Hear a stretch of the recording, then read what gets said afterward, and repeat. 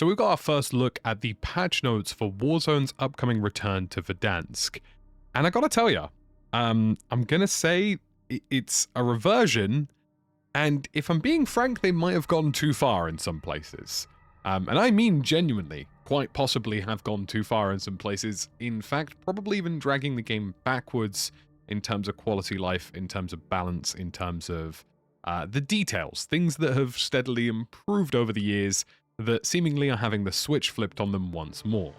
Now, I can't say whether some of these are going to be objectively problematic, a lot of it will be subjective, but some of the stuff I've seen, I'm a little worried about. The other stuff, honestly, looks like a knockout of the park. So to start with, the blog mentions the Ricochet anti-cheat update, or how there will be experiences going forward for that, and honestly, there's nothing really to say there. There probably will be some changes to Ricochet.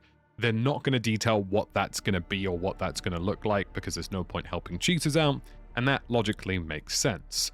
Get our first glimpse at some of the Battle Pass guys, which seem to be a slightly more in keeping with the Milsim theme, with a bit of wackiness in places. It was interesting to me that in the trailer, all of the skins were Milsim oriented, but in reality, none of the skins really work that way. Don't know what the plan is with that. Don't know if there's going to be a filter someday in the future where we can change that. But it looks as though we're getting a pretty decent feature set in terms of skins once more. Now, this was an interesting one before we get into Warzone, because I feel as though this is something that could affect Warzone in the long run. We're talking about crossplay now being something you can disable in regular multiplayer for console players. Now, this is a very interesting move because it feels as though it's almost an admission that crossplay isn't working. Now, crossplay is obviously a staple of Call of Duty, and quite frankly, a larger staple of the entire Xbox umbrella, which has really been aggressively pushing it. But this is saying that now a multiplayer-only setting for quick play allows you to turn off crossplay entirely for console players. I think it's only really a matter of time now. I mean, it already exists in ranked play, it exists now in multiplayer. It feels as though, to me, it's a ticking clock before crossplay will be something that is disabled in regular Warzone.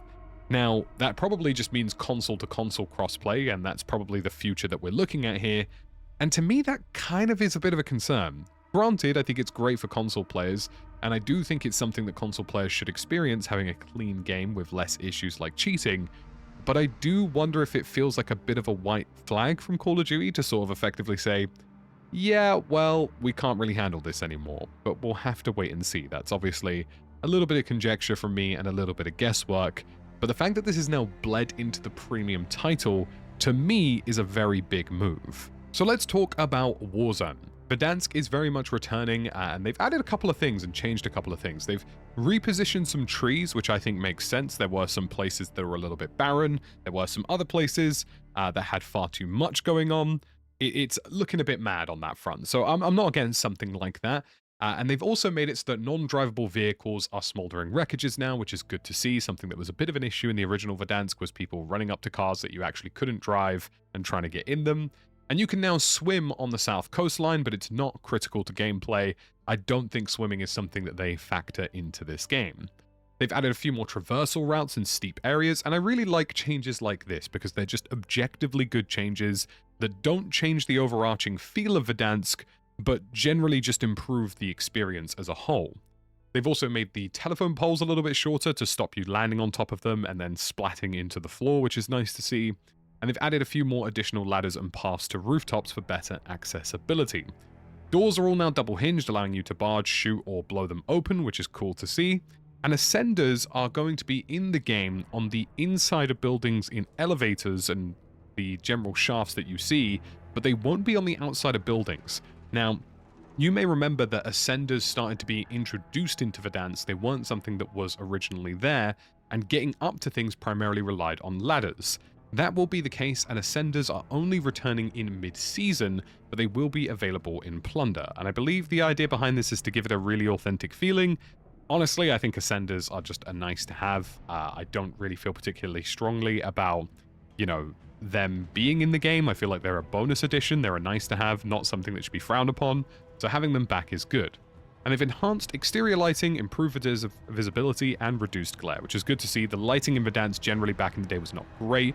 we seemingly have a much more colorful iteration of Verdansk this time round, with better lighting and transitions going from inside to outside. Because for those of you who don't remember, going from inside Verdansk to outside Verdansk sometimes genuinely felt like you were being flashbanged, and I think it's really good that we're seeing a change here to kind of address that. They've added a few bits of extra debris as well, and a bit of extra scenery, and obviously console players now have the ability to play Verdansk in 120 FOV for the first time, which honestly is a big deal. A lot of people don't remember this, but PC players had a massive advantage over console players in the past, and I'm glad that console players will now be able to see Verdansk in all of its glory, including the color filter options which are naturally available in Black Ops 6. Gulag Showers is returning as you would probably expect, and the Capture the Flag is now available in the middle as opposed to the zip line that we've had previously in the past. Rebirth is returning in Season 3, unsurprisingly to literally anybody, and also there is a new introduction of Battle Royale Casual at launch. Now, BR Casual is 28 players versus 120 bots, which is probably a good shout to let people kind of dip their toes back in and see how they're doing. We are once again getting the El Clasico Call of Duty, please can we come up with an original idea? And that simply hasn't happened because we have the High Trip in season, which is a limited time event inspired by the time we get it, Call of Duty, we get it, you really like drugs, Jesus Christ, we get it. Like, honestly, I mean, at this point, you may as well be sponsored by pharmaceuticals, it's insane. And essentially, it's just another power-up event, which is something they've done literally constantly. And I really hope we get better LTMs than just here are 5 abilities. This is something they seemingly do every season at this point, and it's gotten really, really tiresome. BR is back with 150 players as well as 152 players in quads with a different pacing now. The map should be a little bit more in terms of what you remembered in terms of Verdansk, in terms of the circle shrinking, the gas, how fast it is. It's all been realigned to fit that quota. Plunder is also back as you would expect. Warzone Bootcamp makes a return. Resurgence is going to be here as well with a faster Battle Royale experience in Rebirth Island. And I do believe they intend on releasing a BR Resurgence for Verdansk at some point in the not too distant future. Ranked play is coming back in Season 3 Reloaded with everybody being reset to Bronze, and then it will return to its standard soft resets in Season 4. Now here we are with the BR stuff, 150 players. Freefall shooting is now making a return, and players can now finally, after many, many years, rotate 360 degrees whilst reviving a squad mate instead of being fixed on their squad mate's down positioned to allow you to look out and spot for enemies, which is really good to see. The circle pacing is back to its original timings, or a little bit more faithful to the original timings that we had from before, which is good to see. I honestly think Verdansk and BR generally lost a little bit of that methodicalness to some extent, and I think they're kind of going back to that, which is good to see. Map assets have now been aesthetically upgraded in terms of armor plates, armor satchels, buy stations, and contracts. The models now resemble what they did in the past, and they've even gotten rid of certain things like the small duffel bags on the map to sort of basic bury the loot pool as it used to be, which honestly I'm a fan of. Classic BR is back, the Ascenders will be coming back at some point in mid-season, which I'm not too stressed about, and Gulag loadouts are now back to pistols in the first ones, as well as SMGs in the second, which I think is good to see. We're now kind of seeing this return to basic Gulag loadouts, which is something that I preferred in the past. I don't like all of this overkill Gulag stuff with these funky weapons. Having things like the C9, the Asval, the PP19, and just progressively giving them more attachments throughout the duration of the game in the Gulag, I think is a really solid start, and I think it makes the game a little bit more simpler and easier to read. There is also now an infill and spawn pistol, which is the 9mm pistol as opposed to the GS45, and late game redeploys will be closer to the ground, akin to the later life cycle of Verdansk. Player respawn will also be facing directly downwards now, and the unsuppressed dots will be scaling to map size. And for example, red dots are now 112 meters on Rebirth, down from 250. Floating loot makes a return, as many of you will probably remember, and there's also been an adjustment to the loot that is available. So legendary items are more likely to be in orange crates now, and they've changed generally just how these work. High loot zones also return into the game, as you may remember from the original Verdansk, which give you better options to get higher tier loot, ground loot, and also more unique things like self-revives. Duffel bags, medical cabinets, and weapon lockers have now completely been removed in order to go back to the Verdansk feel, And looting has now removed Gulag tokens, reinforcement flares, and redeploy tokens, and the only available methods to return now are Gulag victories, buy station buybacks, and jailbreak public events. This is genuinely a big win, and this will return us to the nostalgia levels of Verdansk, but also, in my opinion, just a more methodical and more punishing BR experience. I've said for ages now, the Battle Royale has been lacking its own identity in Warzone, because it's kind of become this resurgence cluster, and they're completely undoing that. Self-revive kits are now something that you can only get from buy stations, legendary drops, and also scavenger contracts at random and for free during the fire sale, and cash has been dropped in terms of how it works.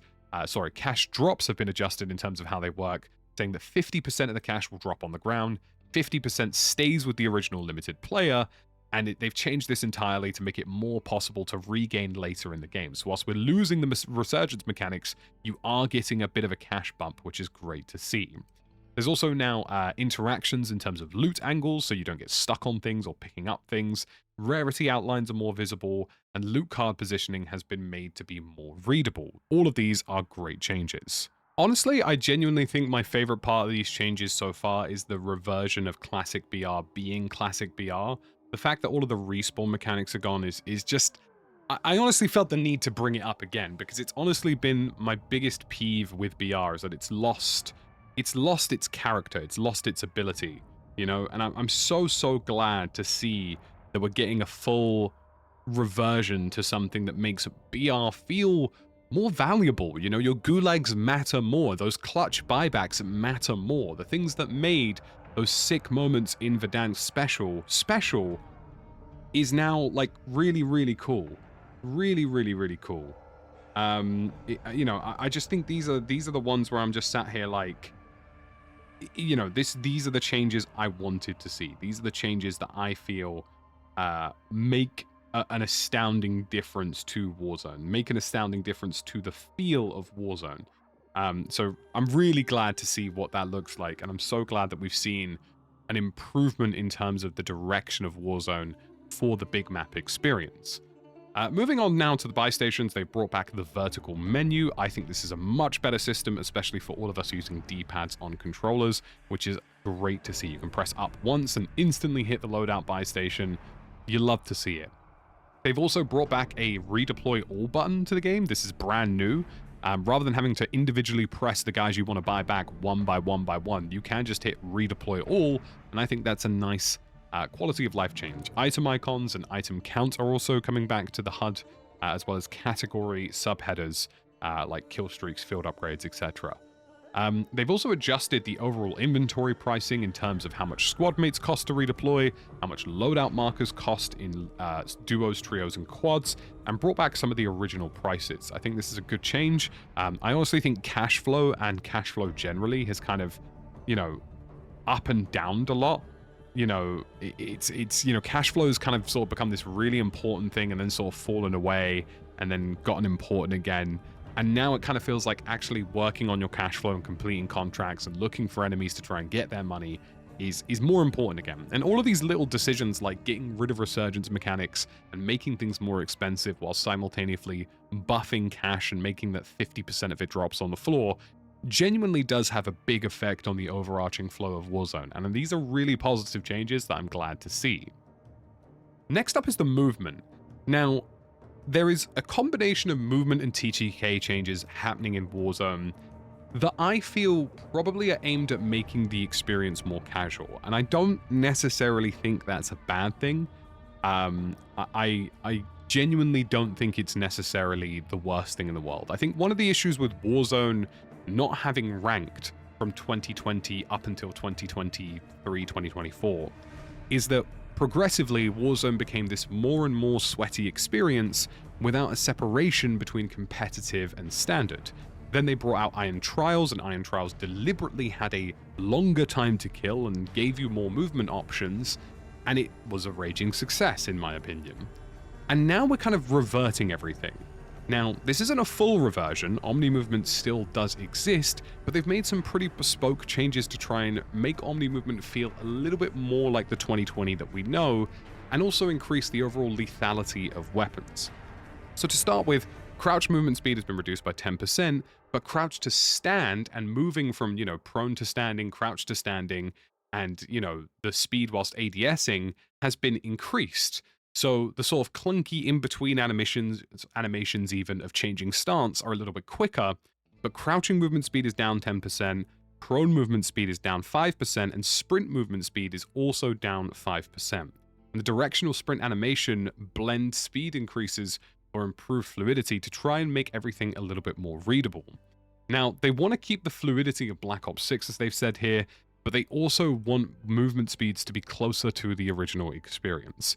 And the cooldown on jumping has been increased by 40%, improved by 40% in terms of responsiveness to allow you to get more of that bunny hopping experience from the original Warzone.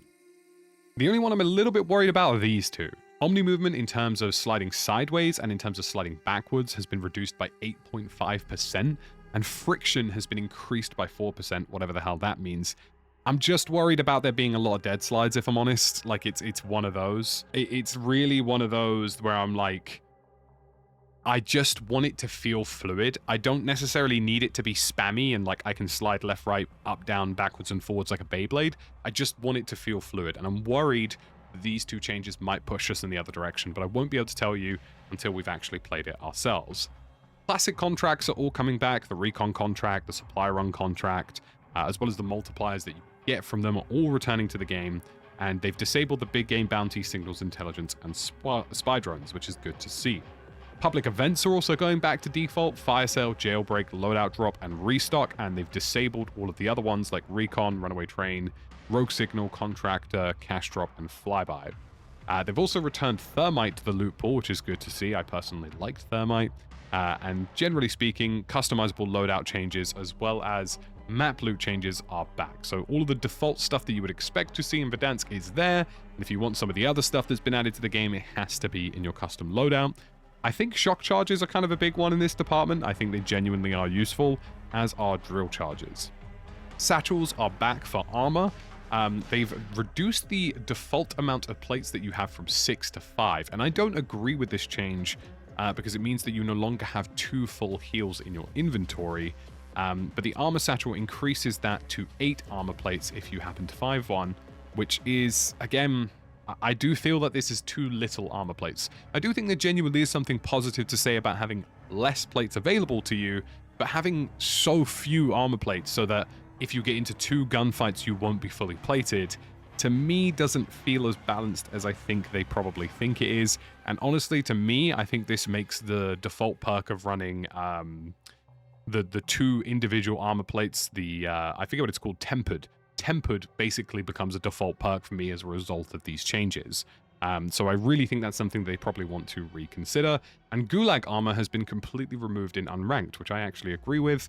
Having it in ranked is cool, but a health-only situation with pistols, to me, I think makes sense. There's a couple of new UI changes to let you know what your squad have. Some of these have already existed, some of them just haven't worked properly for the time being, so it's good to see this has come into the fray. The same changes have applied to field upgrades. They've gotten rid of deployable buy stations, portable decontamination stations, portable radars, redeploy drones, scramblers, reinforcement flares. Pretty much everything that was there in the original Verdansk is back. Kill streaks are the same, bunker busters are gone, care packages are gone, counter UAVs are gone, foresight is gone, napalm, SAM, and sentry turrets are gone as well. And generally the simplification of Warzone here and it going back to its more original, readable, simple roots, actually for me is kind of a big dub.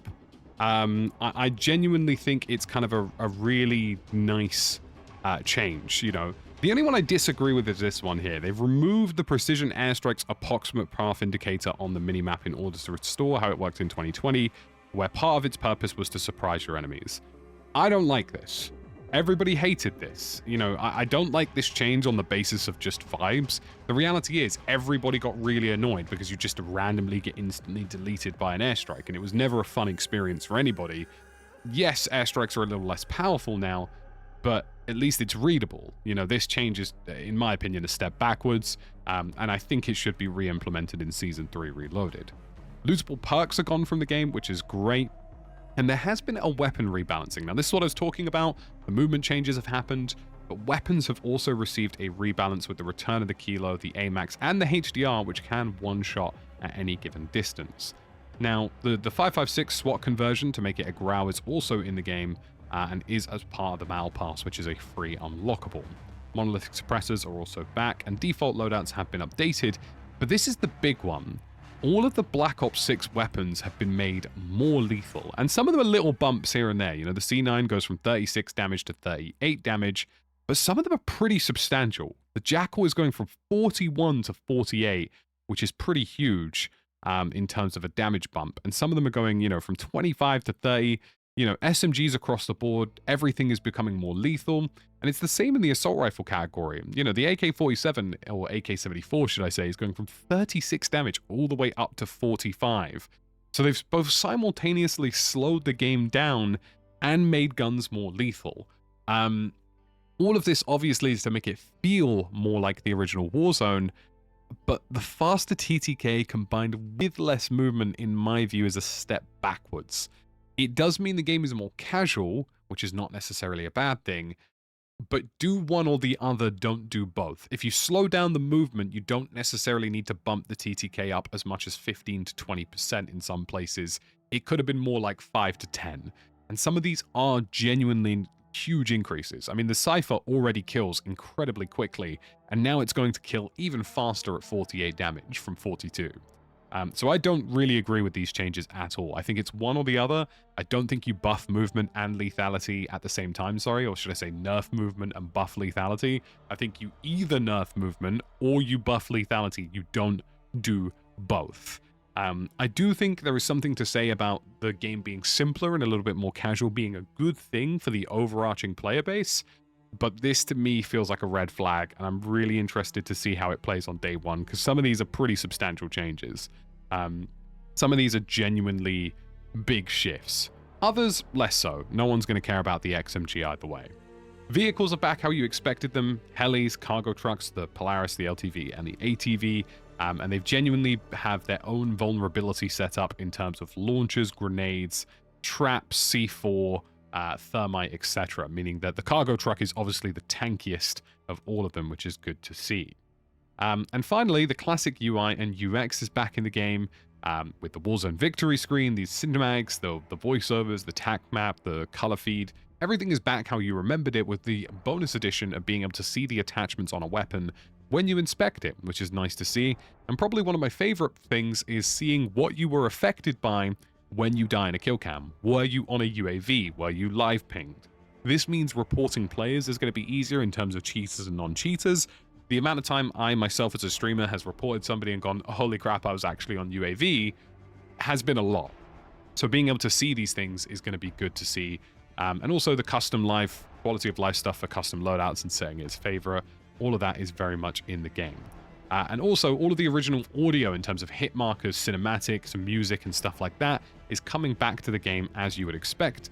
And the occlusion system for reverb and audio, the thing that sort of creates this reverb, has changed. It's gone from an old raycasted occlusion system to a Triton acoustics audio middleware. So we'll see how this goes. I believe the idea is to make the audio better and feel a little bit more crunchy in places and feel a bit more tuned. I don't know how it's going to go down. Audio is genuinely just one of those things. And they've tuned certain things as well. So there's unique tuning now for Warzone footsteps, except from previous titles, like premium titles. And cloth and gear sounds are now distinctly different. Loot is distinctly different. So sound modifiers specifically for Warzone to make those cues, I believe, clearer and easier to hear. But we'll have to wait to see how that goes. And they've also fixed a bunch of bugs. Overarchingly, this is an interesting update. I think they've done really well at committing to a full reversion. And I genuinely think there are major bonuses about casualizing Warzone to some extent, and I do think there are huge bonuses about simplifying Warzone, you know, reverting it back to its BR roots and how it's going to be. So I'm glad to see it heading in that direction, but some of the stuff like the TTK and the movement, I think that's left to see. We're going to have to wait to see how that pans out. I think it could head in a bad direction or perhaps be too lethal and too sluggish. It's just one of those that we have to play in order to figure it out. But overarchingly, I am a big fan of this. So folks, big patch notes, big changes, and some pretty, substantial changes, really. I feel like Verdansk is actually going to be Verdansk, and some of the changes that they're making are looking pretty positive. Let me know your thoughts and feelings in the comment section down below, and I'll see you in the next one.